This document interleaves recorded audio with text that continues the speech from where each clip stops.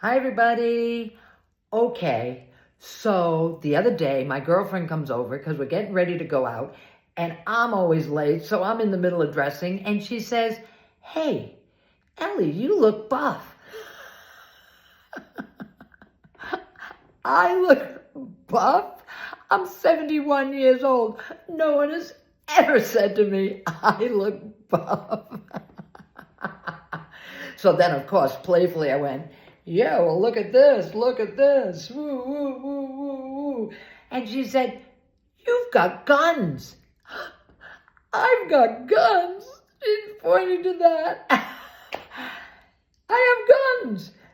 And I thought to myself, but wait, I don't belong to a gym. I do run, and I do try to eat healthy, and I do the stairs when I can. But I'm thinking, how did I get guns? And then it dawned on me, the snowstorm.